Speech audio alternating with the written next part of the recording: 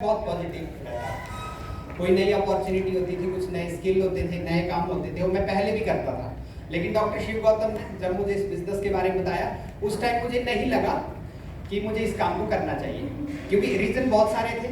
जैसे यहाँ जितने भी लोग बैठे हैं ना, हर एक व्यक्ति अपनी अपनी फील्ड का एक्सपर्ट है, ये सब है ना, अपना अपना काम वो अच्छे तरीके से करता है, या जो भी उनके काम है उसमें वो स्किल्ड है और एक्सपर्ट है। और अगर मैं अपनी बात करूं, अगर एजुकेशन फील्ड की मैं बात करूं, मैं हमेशा क्लास में टॉप करता था। मैंने मैट्रिक में एंटायर स्टेट में टॉप किया। आज भी मैं अपने स्कूल में जाता हूं तो उस नोटिस बोर्ड में मेरा नाम लगा हुआ है ना, अभी भी मैं जाता हूं वहां पे तो उसमें। और ये मेरे को उस टाइम 3000 रुपए का कैश अवार्ड भी मिला था। आई गॉट 96% मार्क्स है ना मैट्रिक में।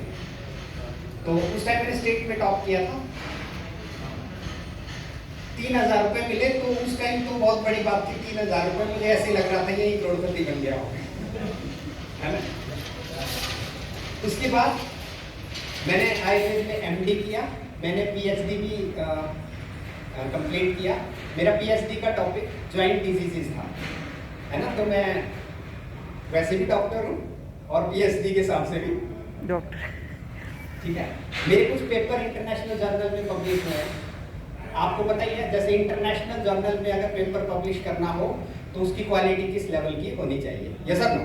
तो 5 मेरी ऑलरेडी, उसके बाद में मैंने कुछ और पब्लिश किया, 10+ हैं। तो एट दैट टाइम ये मेरे पेपर पब्लिश हुए थे।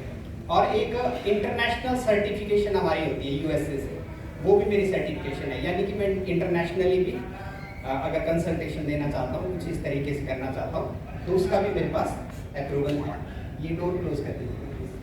करना चाहिए था, नहीं करना चाहिए था ना। वो आपने सेशन अटेंड कर लिया ना, तब बोल रहे हैं हम लोग करना चाहिए था। जब तक हम इस तरीके के आरटीपी के सेशन अटेंड नहीं करते हैं या हम इस बिजनेस का ट्रेनिंग नहीं लेते हैं, तब आप बताइए इस काम को करना चाहिए था, नहीं करना चाहिए था? नहीं करना चाहिए था, है ना। कुछ एडिशनल हमारे पास टाइम होता है, इवनिंग का टाइम होता है, संडे का टाइम होता है, छुट्टी का टाइम होता है। उस टाइम भी मैं कुछ ना कुछ मेडिकल कैंप्स लगा देता था, है ना। स्कूल में कुछ अवेयरनेस करना तो वो भी कर लेता था, है ना। कई न्यूज़पेपर की कटिंग्स भी मेरे पास ऑलरेडी है।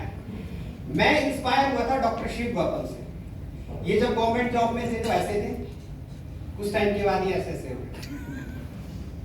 ये पहले का ये बात का है, लेकिन क्या लग रहा है वैसे, ये पहले का एक बुजुर्ग हो चुका है ऐसे ही लग रहा है ना। पर रिवर्स है, ये पहले का ये बात का है।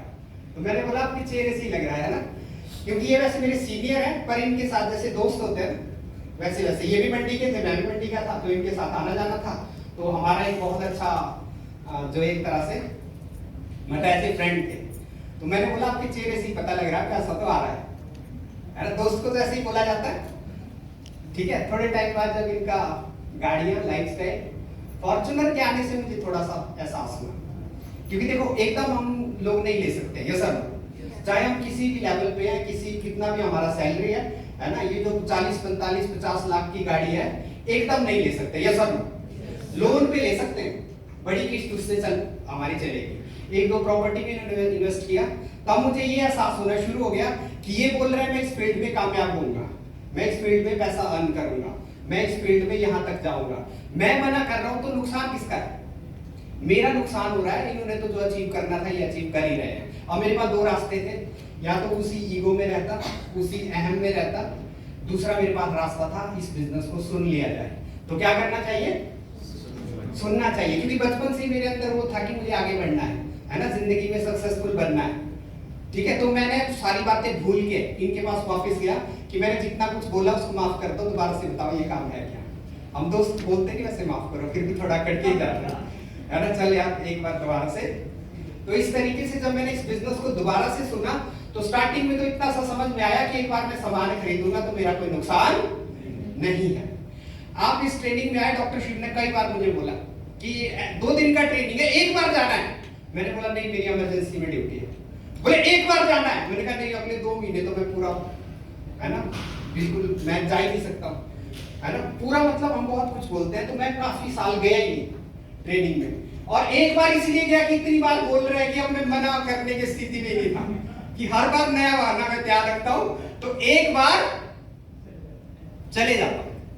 वो भी क्यों आया? मैं इसलिए नहीं आया कि मैंने यहाँ काम करना है। मैं क्यों आया? क्यों आया कि ये बार बार मुझे बोल रहे हैं कि ट्रेडिंग में चलना है, तो मैंने निर्णय लिया कि ठीक है। फिर इनका जैसे इनकम वगैरह वो मैंने चेक किया, ठीक है यहाँ अकाउंट में आ रहा है, टीडीएस काट के आ रहा है, बिजनेस